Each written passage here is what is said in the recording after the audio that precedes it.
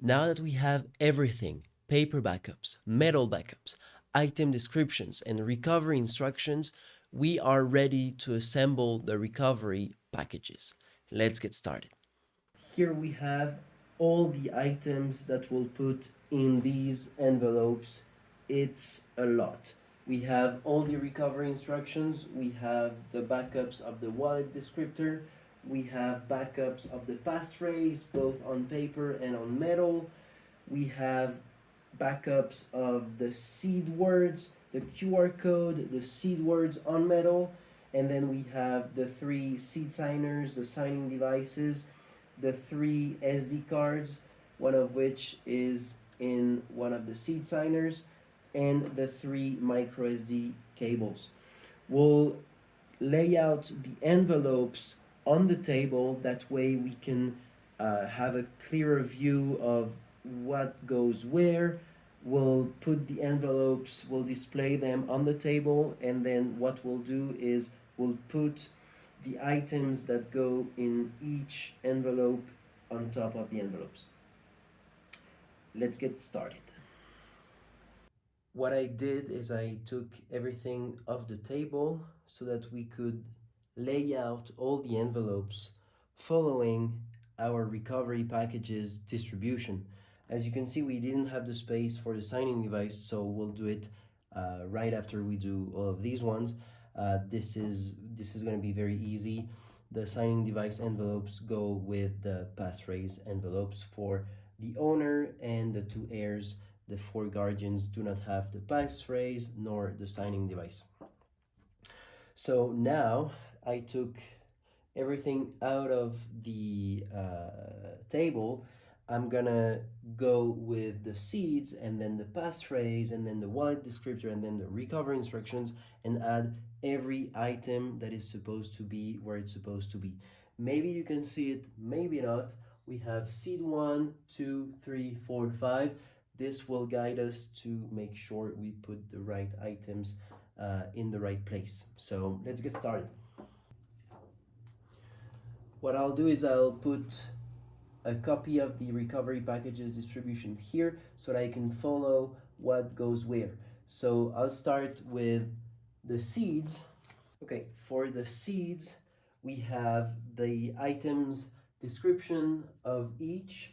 So we'll do seed 1, seed 2, seed 3, seed 4, and seed 5.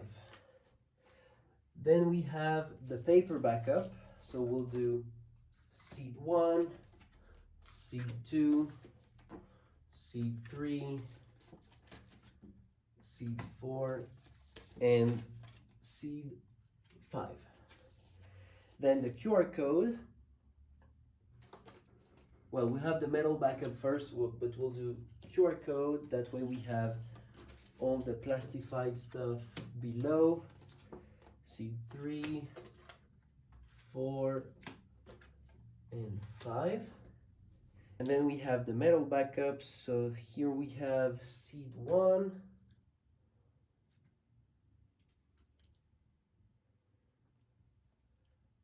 seed 2, seed 3, seed 4, and seed 5. So this is for the seed envelope.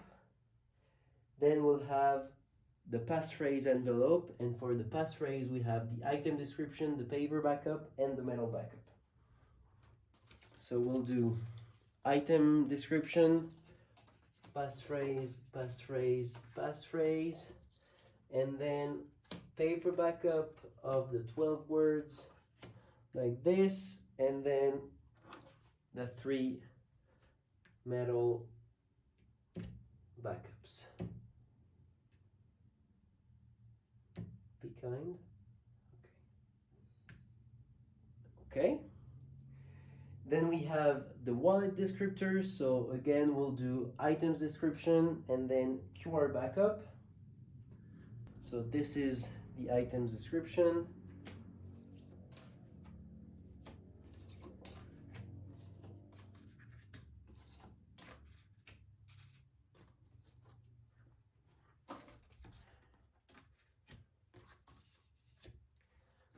this, and the QR code.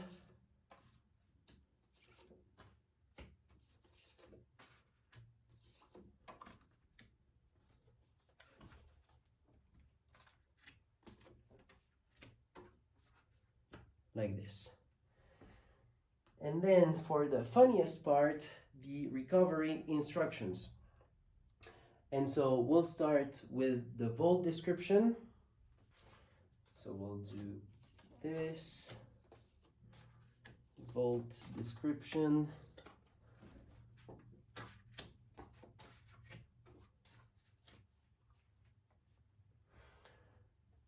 Then we have recovery packages content.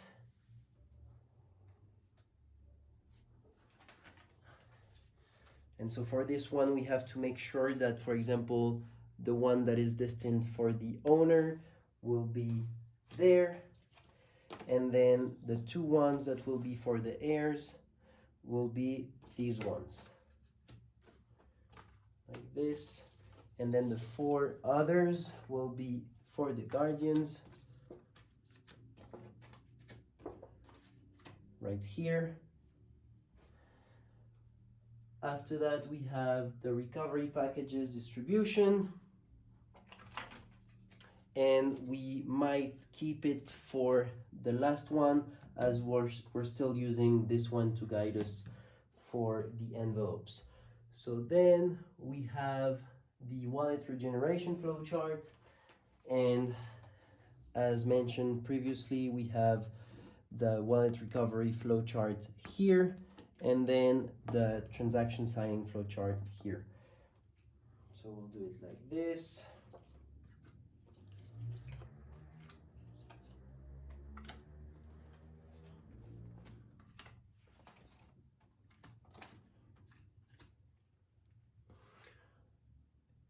And then we have the three guides.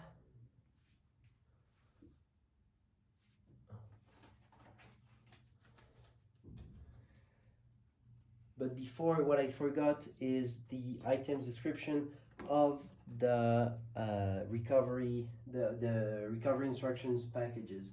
So we'll do this.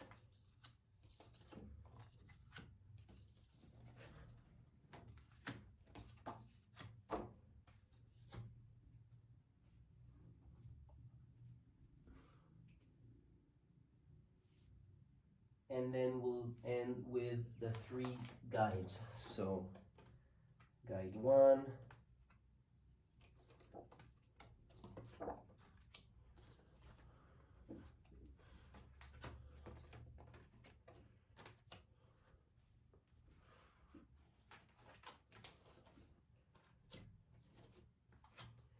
guide 2,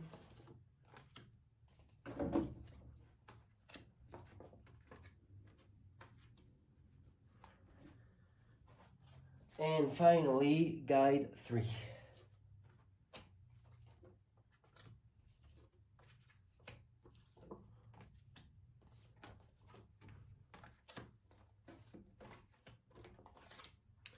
All right, we have almost everything ready.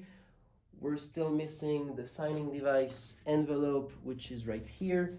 So what I'll do is I'll put everything in its own envelope that will make some space for the signing device, which we'll add here, and fill with the signing devices, the SD cards, and the micro USB cables. But first, we forgot this. So this goes there.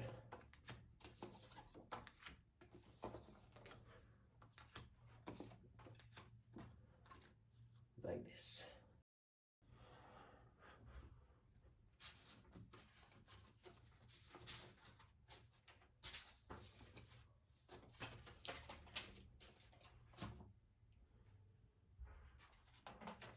Okay, now we have more space to finish with the signing devices.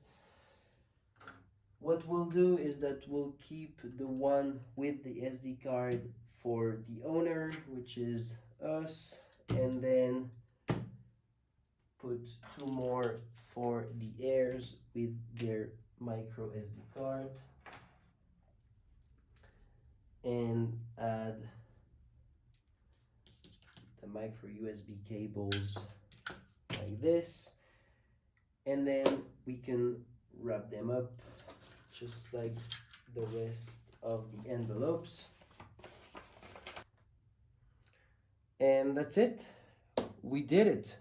So as you can imagine, this will be the recovery package 1 that will go to the owner. These will be the recovery packages that will go to the heirs, and these will be the packages that go to the guardians. The guardians have the seeds, they don't have the passphrase. The heirs have the passphrase but not the seeds, and the owner has both one seed and a copy of the passphrase. Perfect. We now have all of our envelopes ready to be put in the final recovery packages. But first, what we had to do is write down some information on the recovery packages so that we can make it easier for us to put the envelopes in each recovery package and know which one we have to distribute to our heirs and which one we have to distribute to the guardians, but also some information for the heirs and the guardians, because obviously they're going to store it, they're going to protect it, but also they'll have to remember what it is in the first place, maybe 10 years from now. So this information that is present on the recovery packages that I just wrote down, you'll find it in the description of the video.